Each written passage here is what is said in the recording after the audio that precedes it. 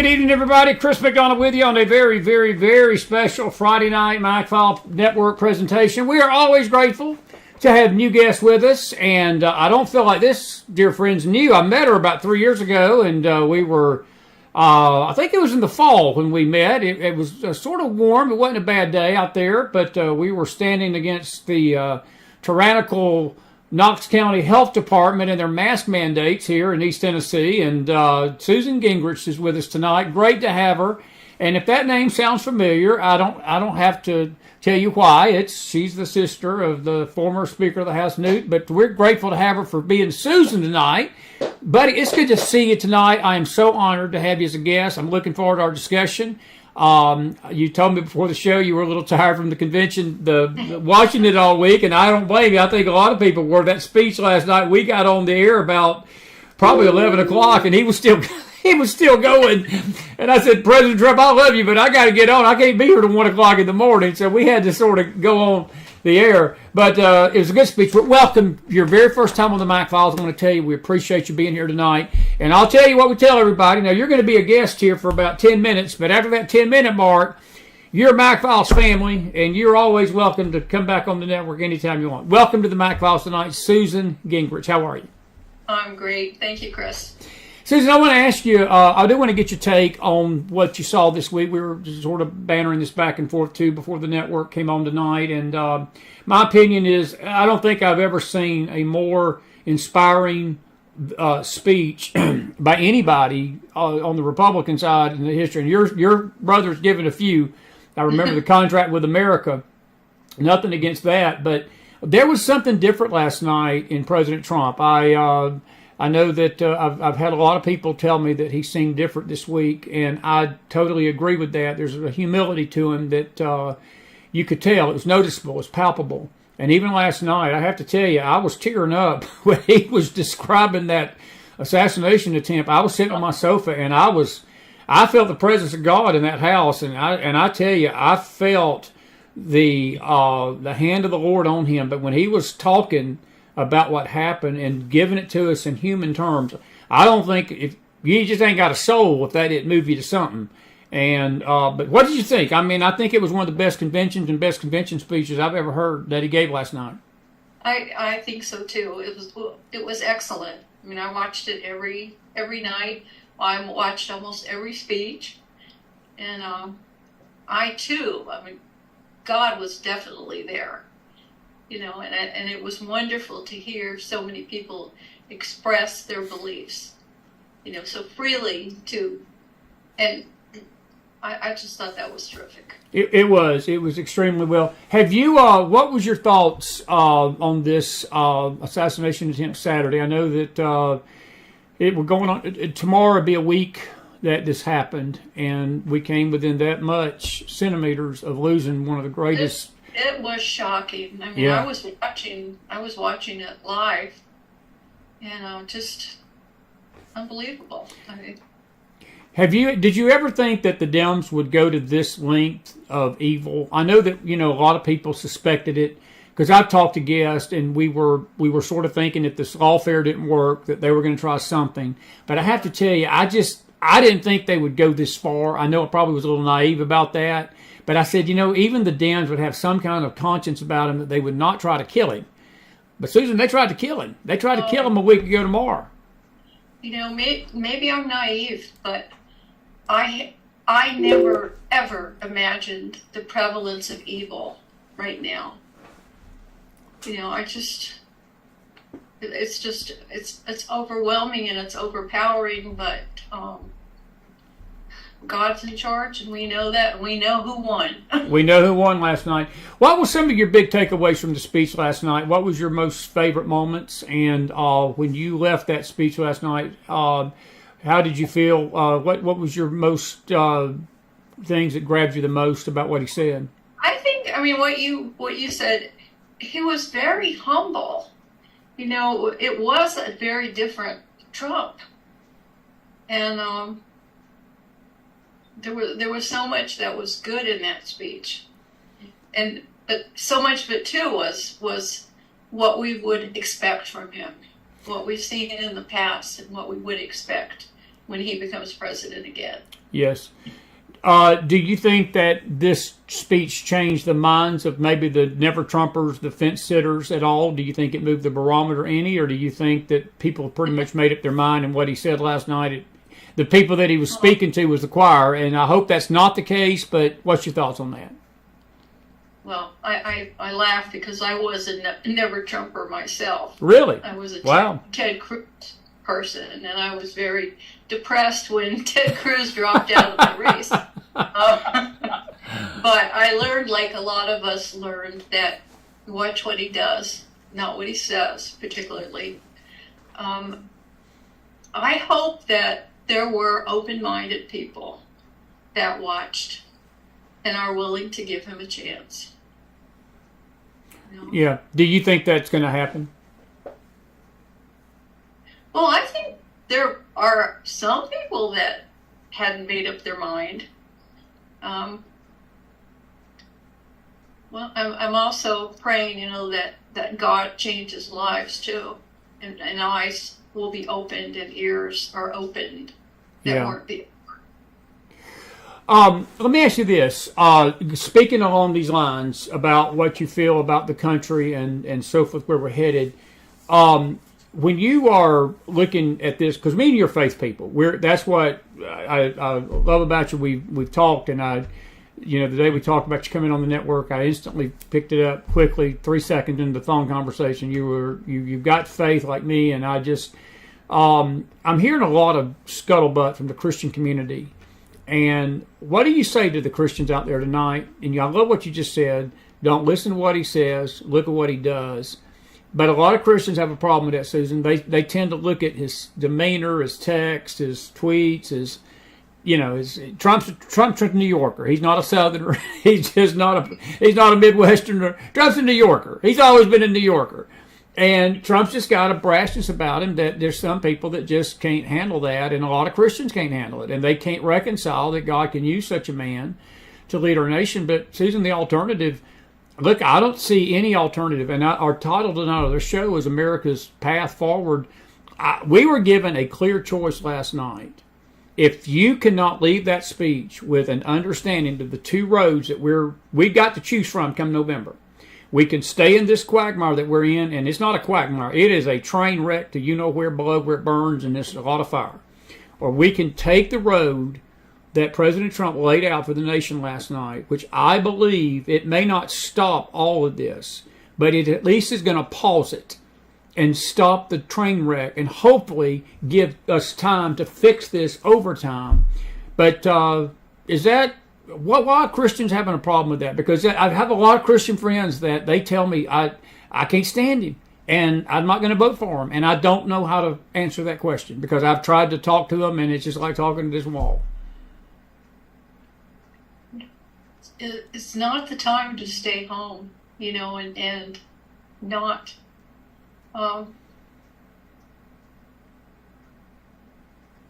there. A lot of the churches nowadays, they're not what they should be. And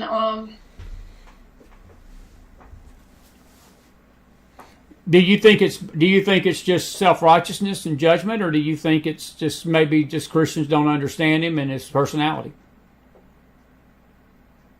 Well,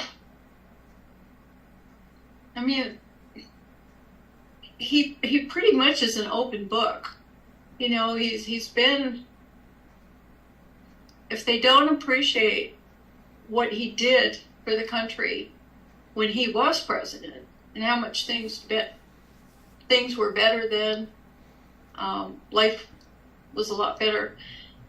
I don't know what to say to people that have closed minds like that.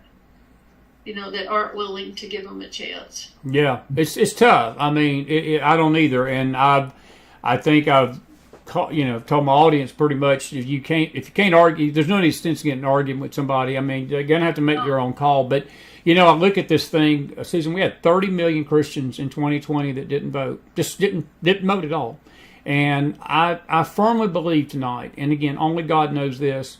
I cannot fathom what a difference 30 million Christians would have made in that election 4 years ago. what, 30 million Christians. Look, the margins in 2016 were close in states, and they wouldn't have even been close if 30 million Christians would have got out and done exactly what they're supposed to do. And it's really tragic to see this. Let me ask you this. You've been in politics a long time. I mean, you're a political person and you're a faith person. How has the politics in America changed, in your opinion? Is it changed for the better, for the worse? Oh, no, for the worse. Yeah. For the worse. You know, people are just so judgmental and not tolerant, you know, and it's hard. I mean, it's hard. And the media, most of it is so biased. And there's not enough good news. And there's a lot of good out there. I still think most people are good people, are kind people, and would help other people. But you just hear the negativity. And politics has changed a lot. I mean, it's sad when you expect politicians to lie. Ain't that sad? It is. I mean, it used to be that way. Yeah, it didn't used to be that way. And, you know, the other thing I've seen that's really bad is that we used to be able to disagree with each other and get along. Yes. Look, I'll just use your brother as an example. I was a newspaper reporter during those years in the 90s. And, you know, your brother Newt got a lot of flack from a lot of people on the right, but he reached across the aisle to Bill Clinton, and him and Bill Clinton didn't probably have 10 things they were have in common. But for the betterment of the country, Newt put that aside and tried to make something happen, and they passed some good legislation in the late 90s that would have never gotten passed. I don't think it would have ever gotten passed in this atmosphere right now. And I don't see us getting out of this. And my question to you about Trump is this. Do you think Trump has got that possibility that he is going to do the same, that he is going to be able to crack that wall and bring the two parties together for the betterment of the country instead of this internal fighting and then have to fight your own people? Because, see, that's the other thing. The Republicans get mad if a Republican reaches across the aisle to a Democrat, they're a traitor. If a Democrat reaches across the aisle to a Republican, they're a traitor to their party. And the only people that lose in that is us. We, the people out here, we suffer for that, do we not? We do. We do. I mean, Trump, as a business person, he likes to make deals. You know, I think he is the one that would reach out to the other side. Right. But I think you're right, too. I mean, in the past, the Republicans didn't support him. The leadership didn't support him the way that they should have. Well, it's that failure of them not supporting that we wound up with Obamacare, because he tried to repeal it, and they basically stood in his way. Paul Ryan and others, you know. Yes. They had their own agenda. Their agenda was more important than what he was trying to do. Right. What's your thoughts about Mike Johnson? Do you think that we've got a chance to win this House and send it back? I mean, we've got a razor-thin margin in the House. The Senate, they've only got a razor-thin margin. So a shift in any kind of magnitude either way can shift the power. And I just believe he's going to have both houses to get anything done. They're going to fight him tooth and toe. Now, my goodness, if we thought 2016 was bad, I mean, I tell people, I warn people, I love President Trump, and I'm voting for him, I'm praying for him, I'm hoping he wins, I believe he's going to win, but it's not going to be birthday cake and ice cream when he gets in, Susan, because these people are going to keep doing the stuff they're doing, and they're going to be more scared of him because he's lame duck. I mean, he's got 4 years to do what he wants to do. He ain't got to worry about re-election now. I think the most important thing is that he has the right people around him, because he didn't necessarily have that the last time. Some of them were not loyal at all to him. I like Mike Johnson. When he ran for the first time, he was endorsed by the Senate conservative group, and I supported him. You know, I've supported him since he's run. And has the criticism of him been fair?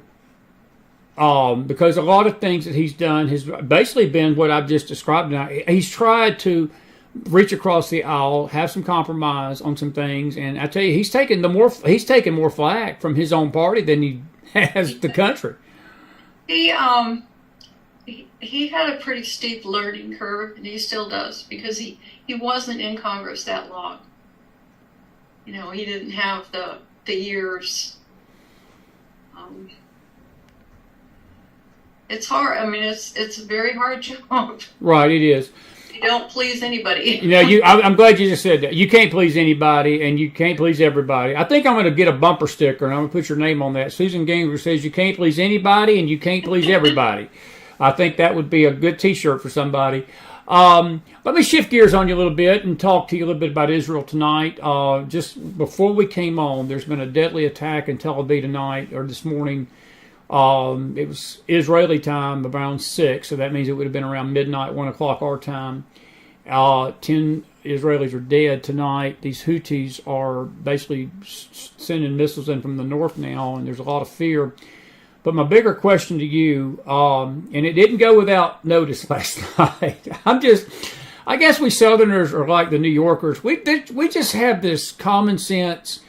We just tell you how we feel. We love you. We're going to have a cup of tea with you on the front porch, but we'll let you know you don't mess with our nation. And Trump gave a little bomb last night. He threw a little grenade, and people may not have caught it, but he warned Hamas. He said it would be in your best interest that our hostages come home before I get elected, because if I'm elected, you're going to pay a price for that. Yeah. And I think that some of these attacks on Israel are going to increase in the next few months, because they know their time is numbered, Susan. They think they're pretty smart. Look, these terrorists ain't dumb. Do you see that happening? Do you see an increase in the attacks? And where does Joe Biden stand? I feel like he's betrayed Israel. I know a lot of people don't agree with that, because he said with his mouth, we support. But he's done nothing but stab Israel in the back ever since October the 7th. There's been nothing that he's done that has helped Bibi Netanyahu fight Hamas. No, he hasn't. And, Trump, I mean, I take him at his word. but I heard that about the attack today, that the shield didn't catch it. Yeah. That got through anyway.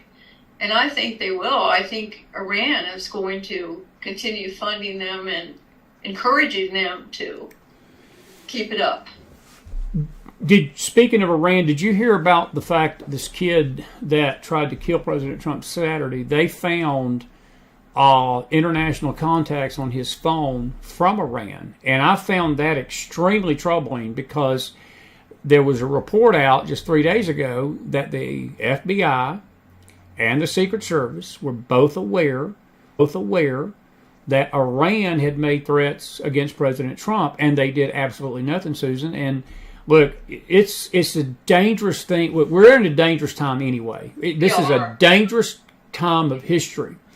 But what does it say about the government when you've got a former president that has been sent a threat from a foreign nation? Look, I got a dear friend, he's former CIA, and he has told me often that he still gets threats from China. He has to stay incognito even years after being retired, because he still gets calls from local authorities and saying, hey, we got a threat against you and your family.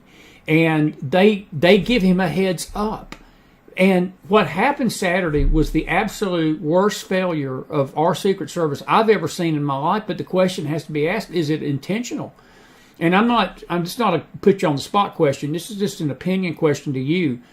Do you feel like that we're going to get to the bottom of this, and did you feel that we're not being told everything? Because there's a lot of scuttlebutt now in the last 72, hours that this kid was not working by himself. This today about finding his contacts in Iran, it's got to open a can of somewhere, and somebody's going to have to find out what this kid knew. And if he was being influenced by a foreign power, that's an act of war to me. That is an act of war, is it not? It is, but are we going to find out the truth? They do a pretty good job of keeping the truth from us. And I think what's really interesting is how they talk about conspiracies and how many conspiracies turn out to be the truth when it actually happened. Absolutely, buddy. Well, and just going back to what we went through together back in 21 when we were doing the mask mandate, we were being told that the mask will solve the problem. The mask. You mask up, you'll keep the virus off of you. That turned out to be a lie. Then the next lie was the coconut jab. If you take the coconut jab, that'll keep you safe from COVID. And now we got a sitting president, that's taken 3 shots and I think 2 boosters, and he's got COVID 3 times now, Susan. This was the third time's a charm. All that was lies. All of that was complete lies from our government. And see, that's why people don't trust the government. And that's a sad state of affairs in a nation when you can't trust your government, because they're the ones supposed to be protecting you, correct? Yeah, but people trust the government less now than ever. Yeah. And they don't deserve our trust. That is absolutely right. Listen, I'm going to give you a few minutes, and what's on your heart for the country? You were people of faith, and I know you pray a lot. And what's the Lord telling you about our nation right now? I know that you are in tune with what He is saying and His things, and I've really respected that, and I was excited to get you on tonight because I really look. The political stuff is political stuff, but yeah, our solution to these issues is faith. Our solution is that America has got to find its way back to God. And what is Susan Gingrich's heart for America tonight? What are you feeling in your heart of hearts that America must do if we're going to see a restoration? Because I go back to this road this choice that we were given last night. I was sitting in my living room and I said, Lord, this is as clear a choice as we've got. But I had a cold chill come over me at the same time, because I felt like, Susan, that there are some in this nation, they didn't want what President Trump was offering last night. They don't want that choice. And I don't know if it's out of hatred for him, but I don't think it goes beyond Trump. I think it's hatred for God. I don't think we've got a country that has lost its way, and it has turned its back on God, and I don't think that it understands the peril that it's in, because the church has not told the truth either. We're talking about the government not telling the truth.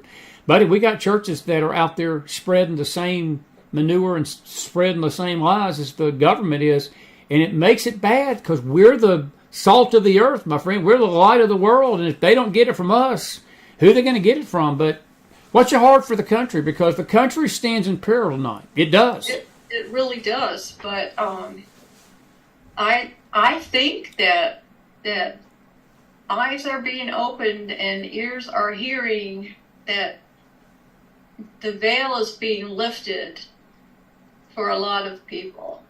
I feel very hopeful about our young people with revival and what's happening across the country. And God, I don't think God is done with the United States yet. I don't either. I really don't. And I do think that he did act in a powerful way already to save President Trump. And I really think we're going to see some other actions that are going to turn things around. Right. But there's so many things. We've got to get control of the borders. We have to stop. I mean, we've got to do that. There are things that have to be done.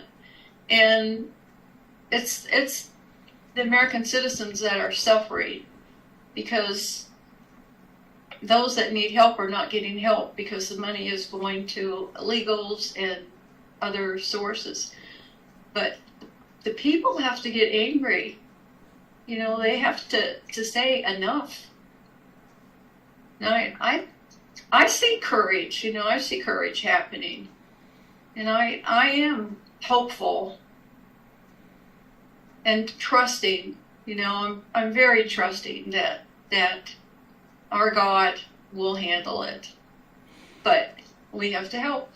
We do have to help. Do you think that we have reached a point, and I probably you've already answered it in your statement just now, but I'm going to word it like this. I'm with you.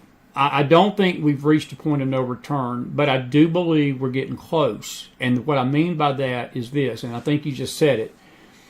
there's this attitude, and I see it in the church. I see a lot of this in this leadership, that they believe that somehow or another God is going to throw pixie dust out of heaven, and the country's going to get every problem the country's got is going to be solved. And that's really not how God operates with nations, Susan. He allows nations to choose their path. Look, he did it with Israel of old. I think of Saul and Samuel. God had his choice. He really would have let Samuel and his family rule the nation of Israel through the prophetic voice. If Israel would have just listened to God, and I know Samuel's boys had a lot of problems, and that didn't help matters, but God could have raised up a prophetic voice beyond Samuel, and God wanted to speak to Israel directly, and they said, we don't want that. We want a king. Well, I'll tell you what God did. God said, I tell you what I'm going to do. I'm going to let you have exactly what you want. And he gave them Saul. And I got to ask this question to you because it's complicated, but it's simple. Do nations get ultimately the leaders they want? When you get down to our choices, we get the leaders that we want sometimes. And I know there's a lot of issues over this past election, and I get that. But is it true in general that we ultimately pick the leaders that are a mirror of us, the citizens?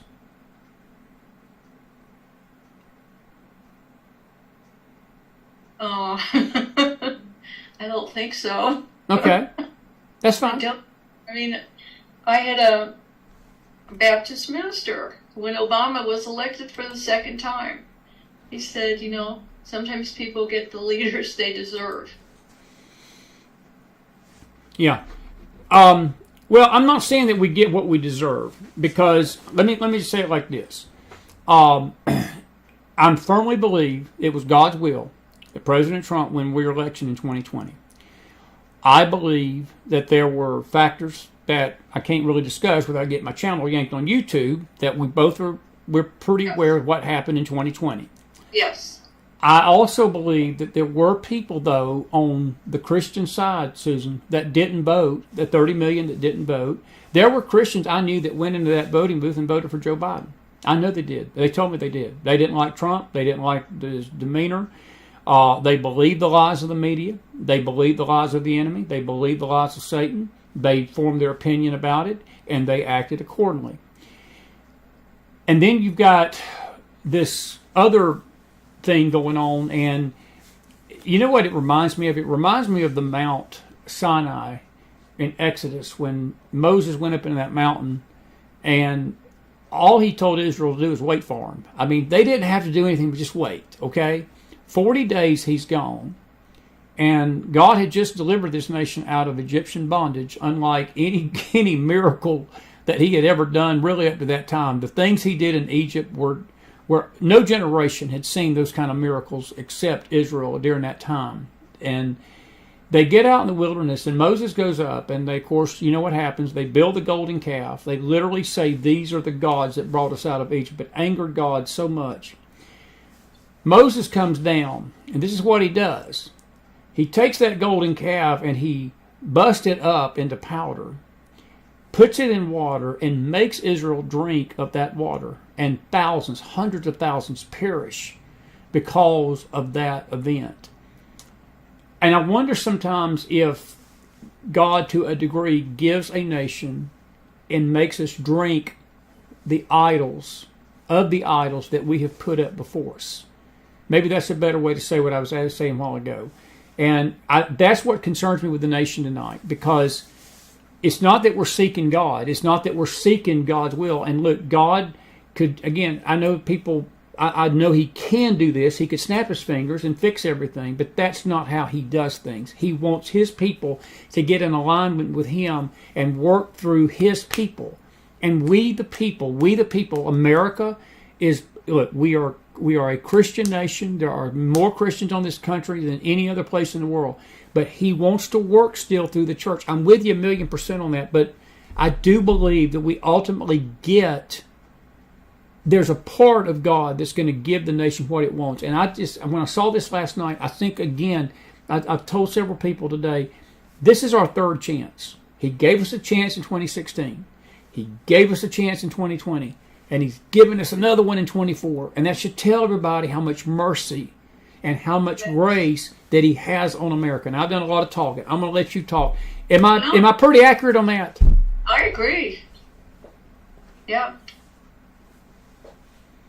Yeah, but we have got to be active to make sure that what happened in 2020 doesn't happen in 2024.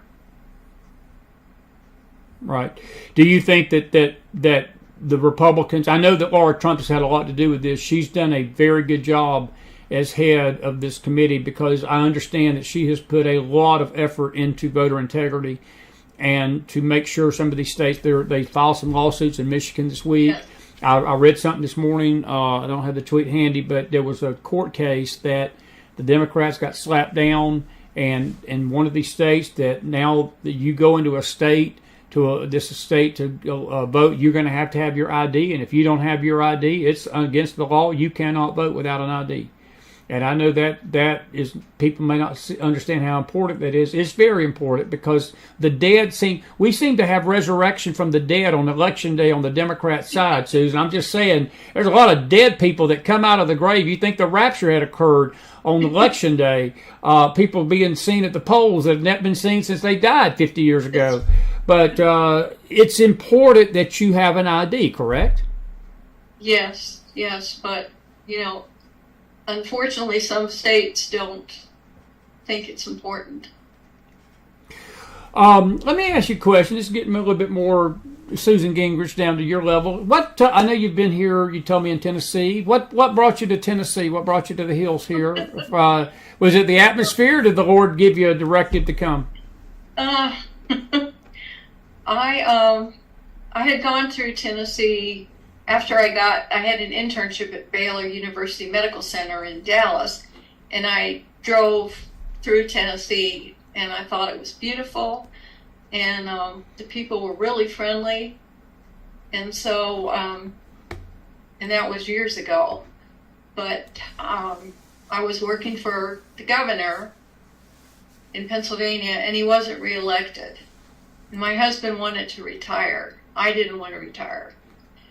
But when the governor was not reelected, I said to Jim, I can't go through another administration, so why don't we move to the South? And was at work, and I heard an advertisement on the radio. Land for sale, prices reduced, Tellico Lake. Mm-hmm. And I looked up, and I found Tellico Village, and I looked at Loudoun County, and it was important for me that it matched me politically. So part of the reason I decided to move here was because it was Christian, conservative, and the district had never elected a Democrat. That's true. To the U.S. House. Yeah. So that was important. And my husband looked at the financial stuff, that taxes were cheaper and that kind of thing. So that's how we ended up here. Have you felt that this was the right decision? You seem to have been at home here. You told me you've really felt good here in Tennessee. Yes and no. I love the people. I do not like the politics. I don't. It's very, very different. I mean, I'm a recovered bureaucrat from Pennsylvania government, and it's very, very, very different here. Well, our local elections are different. Our local governments are blue. We are a red state, a deep red state, but we have a lot of problems with our local governments. It's what brought me and you together on that platform back in the fall of 21. Because it was a local mandate that was being pushed on the people of Tennessee, Susan. It was a local thing with this health department, and thank God for Dr. Stephen J. Smith, who's a frequent guest on our network. And he, with his help and that group that day that we met with, took that health department down, literally. And the reason I'm saying that is sort of going beyond you to the camera tonight. I heard a friend tell me one time, the swamp starts in your backyard. If you stop the swamp in your backyard, you won't have to worry about the swamp in Washington, D.C. If you cut it off at the head, at the beginning, you look at the people in D.C., not one of them just fell out of heaven. They usually work their way up through local elections, then state, and then federal.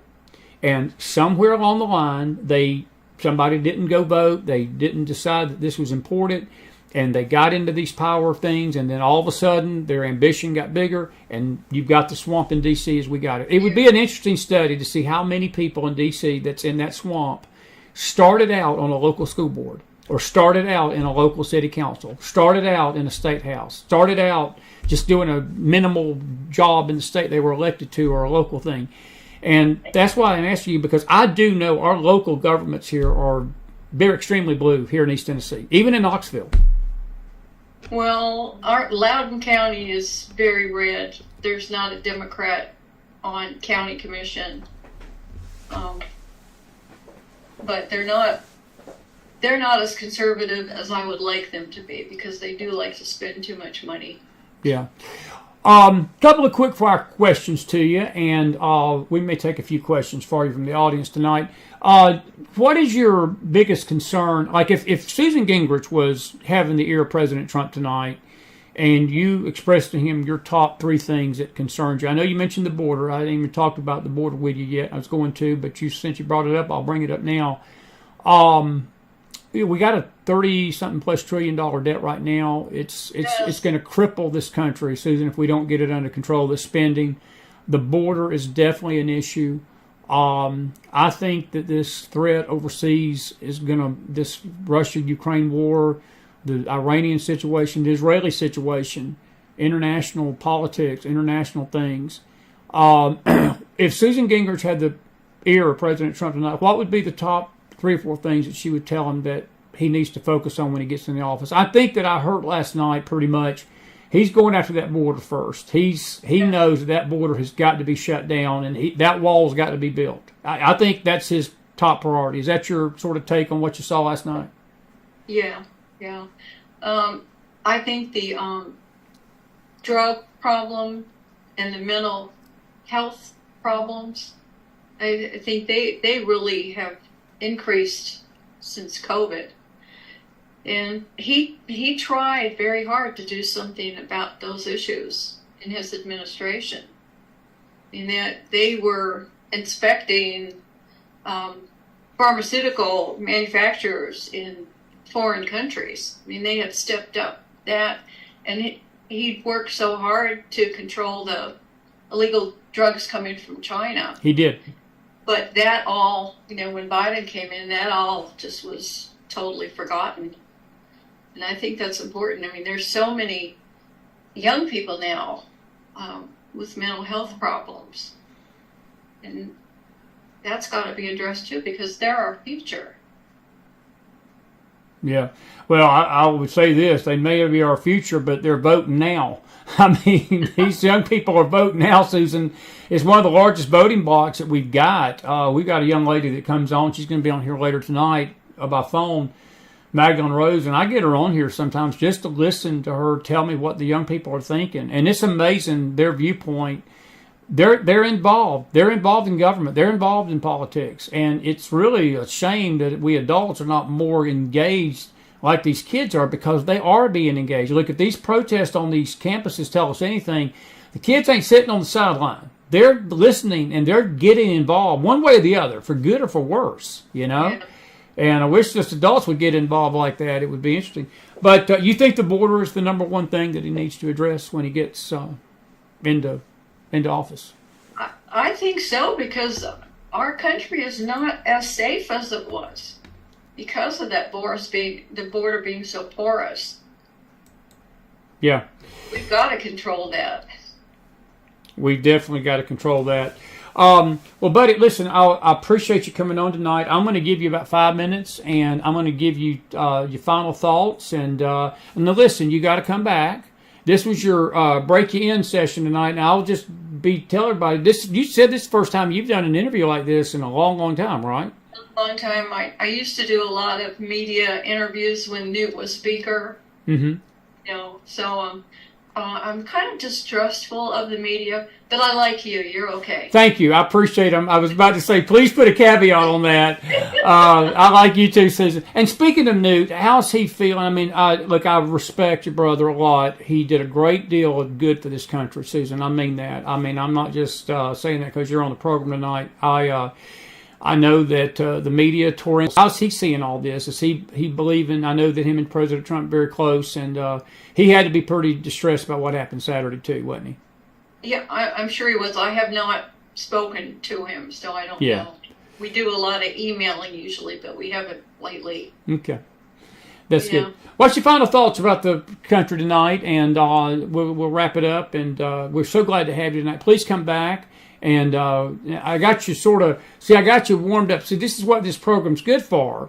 This gets you the juices flowing again. You're in a safe, friendly, open forum and no pressure, and, get you going again. And next time, we'll do this. We'll have, I'm sure, plenty of other things to talk about. But I do appreciate you coming on tonight. But what's your final thoughts tonight as we wrap this up?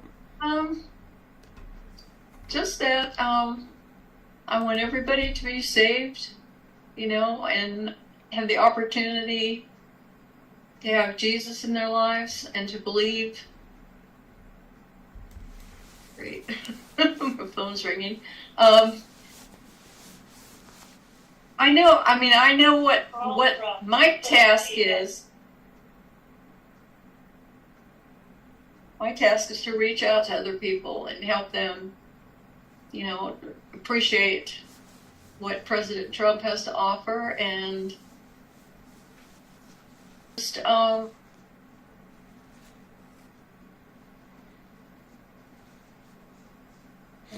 lot of praying, a lot of thinking, a lot of as I said, reaching out, and I'm struggling a little bit for words. I understand. I'm really a morning person, so this is hard for me. Well, I'll tell you what we'll do next time. We'll do a McFile early bird special, and we'll do it around lunchtime. How about that? And that way we'll have you ready to go, and it's fine. I do want to ask you one quick question before I leave, and it's the other end of this coin. You mentioned what President Trump is going to do. When it comes to Joe Biden, look, I knew that it was going to be bad in 2020. I have to tell you, I did not realize how bad it was going to get. Oh, did you see this coming that hit our country over the last 4 years, where we're at tonight? Not that he was going to be so opposite of everything that worked. Yeah. No. And it's just, who in the world was advising him? Who? No, I did not see it. I did not think it could be that bad. Do you think they're going to take him and yank him off this ticket? It's looking that way. Yeah. I tend to believe that, but I also believe that they are weighing Kamala, and I think she does worse against Trump than him. I think I don't think it's just a one-party thing, a one-person thing. I think it's going to be double. If he goes, they're going to find a reason to get her off the ticket too. Now, that's just my opinion. We'll see how that plays out. And I tell you what, that'll be our next discussion. When that happens, I'll call you up and say, hey, I need you to come on tonight. Let's talk about what this bombshell. I was telling some folks, now, look, this Republican convention was great. But the popcorn-worthy convention is going to come up here in a few weeks when these Dems get together, because I think that's going to be the one that we're all going to be glued to our TV to watch, because there ain't no telling what's going to happen in that convention. Well, and are they even going to literally get together, or is it all going to be like by Zoom or something? Yeah, that might be true too, Susan. But I think it's kind of dangerous having a convention in Chicago again. Well, that is another issue. The war zone Chicago. You better have your life insurance paid up to walk down the streets of Chicago these days, buddy. Listen, I'm going to ask you to do something for me. I'm going to ask you to pray for us tonight over our country before you leave, buddy. Thank you so much, and I hope you enjoyed the Felt Free. And listen, I want you to come back and be a frequent guest on the show. And I'm here, a phone call away if you need something, and anytime you need a platform to say something and you feel something on your heart, please let me know, and we'll get you on. We're going to get you on again soon in a few weeks, and I may just call you up election night. Now, you said you're a morning person. I'll let you have the early shift, okay? And I'll let these young whippersnappers carry the midnight oil for us. But pray over us tonight as we say goodnight to these folks. Lord, thank you for your strength, for allowing us to know that you are there, you are looking out for us. Give all of us the courage to don that armor that protects us, but let us be involved in what is going on in this country. And let us share the good word of what is available to everyone. And Lord, let there be more voices, more believers, more courage.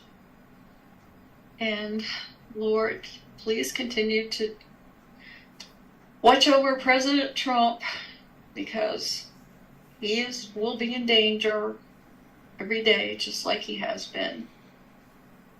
You are a great and loving God. And we appreciate you. Thank you. Thank you, Lord. Amen. Amen. Lord, I thank you for Susan and her family tonight. I pray protection and blessings on her. Thank you, Lord, for bringing her across our path here tonight. It's been a beautiful interview, beautiful discussion, and I pray your blessings on her. And Father, I pray that you open doors of utterance for her. Bring her back to this place that she can talk and put her ideas out there. I pray for protection over her family, the Gingrich family tonight, our president, President Trump. I pray for President Biden. What I do, I pray that you touch this man's heart and, reveal yourself to him in this party, Lord, that has done so much to hurt this country. And Father, you are a God of justice. You're a God of love. You're a God of mercy, but you're a God of justice and righteousness. And I pray that righteousness come back to this country, Lord, that's pleasing to you, because blessed is the nation whose God is the Lord. And righteousness exalts a nation, but sin is a reproach to many people. Help us, Father, to become a nation that's exalted again before it's too late for this beautiful country we call America. And we thank you for this audience tonight, and we thank you for Miss Susan. In Jesus' name we pray. Amen and amen. Susan, I cannot thank you enough, buddy. And listen, I will be in touch with you. And did you enjoy yourself?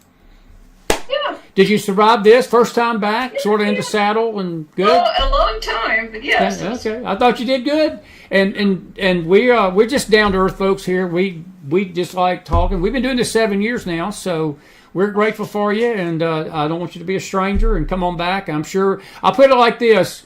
I wake up every morning and I'm holding my breath before I put that clicker and turn that television off, because I'm afraid of what's happened overnight. I do. I've gotten to the point that I'm like, or what's happened since I went to bed last night, and boom, there's usually something going on. So I'm sure we're going to have plenty to talk about between now and November, friend. I have to turn on the Bible Broadcasting Network every morning for at least, and be in my closet there for at least an hour before I let that work. Good. That is good advice. That is excellent advice. Thank you, my friend, and You're bless you. welcome. We'll be in touch. Have a great night. Thank you for coming on this Friday night. Susan Take care. Gingrich, Bye-bye. everybody. Put some fire in that house for what a dear lady there. And I'm going to come back over here just for a second. There we go. Listen, we're grateful that you've been with us tonight, and want to thank her for coming in. Did you enjoy her? Please put some fire in the house for her. She was very nervous about coming on tonight, and not for the show, not for the network, but she's not done this. As you heard her, she's not done this in a very, very long time, and media has not been too kind to her in the past. And I told her, I said, Susan, you're in good, you're in safe, kind places here, and she is. We are grateful that you're here tonight, and what we're going to do is this. It's 8:47. Magdalene Rose. Speaking of the Rose, that's what I call her, the Mac Rose. She is fired up. She texted me. She says, "Can I come on tonight and chime in?" Chiming in. When Rose chimes in, the earth shakes. And I said, "Of course you can, kid, since you're asking nicely," and she always does. And we put laughing things on the thing. But she's going to be here. I'm going to come back at 9:30 because I've got some videos I want to play tonight, some breaking news from the world of the news, and I'm going to say goodnight because I don't want to attach that to Susan's interview tonight. I hope you enjoyed her, and please pray for her, and hopefully we can get her back soon. She was, I thought she did good. I know that were times she didn't have a lot of things to say, but she did talk. It was good. And so I hope you enjoyed her tonight. And thank you all. Good to see old Jake Franchise in the house. Sheila Dasper, good to see y'all. Carol Smith, all of you, our regular audience tonight. And anyway, Keith, whosoever, he's from UK tonight. Good to see you, my friend. You're up late in the morning. He says that the recent election here in the UK required a photo ID at the polling stations. Well, you know something? If those Brits require you to have a photo ID, we Americans can learn a few things from those Brits, just like they learned a few things from us Americans in 1776. Keith, we love you, man. We love you, buddy. Good to see you tonight. Glad you're up late. I know it's about 2 o'clock in the morning over there. Actually, maybe 3. I think y'all are 5 hours ahead of us. So you're up late. We're grateful you're watching the McFiles in the UK tonight. Our prayers for Britain, London, and all of that. Bless you and your family too, Jay. God bless you, friend. It's so good to see you tonight. And we want to welcome our guest that's on, let's see, we got about 40 in X. We got 20 in Facebook. And we had about 100 folks here. So that's about 200. And that's what we normally have on a Friday night. Listen, we're not done. We're going to come back and 9:30. We're going to go an hour, maybe hour and 20 minutes. But Magdalene Rose is going to come chime in, and we might get old James Akers out of bed. I might just call him. I should call Johnson is what I should do, just out of the blue. Just call him up and say, okay, you're live, and just see what kind of response I get. I probably would need to have a filter waking him up at this past his bedtime on a Friday night. But James Akers won't be that way. He'll be nice. He'd probably come on and say a few things. So we might get James on here too. But anyway, listen. Thank you for being with me on this special Friday night. And I'll be back here in about a half hour, around 9:30, okay? We'll see you then. God bless you. God bless your families. God bless this great nation of America. Love you guys more than you'll ever know. And what a good audience again tonight. And thank you, Miss Susan Gingrich. She's the sister of the former Speaker of the House, Newt. Good family. Good family. They love God. They love Jesus. And they love this country. All 3 winners. All 3 winning things. You agree with that? Listen, I'll be back here with the news and Magdalene Rose in about 45 minutes. See you then. Bye-bye.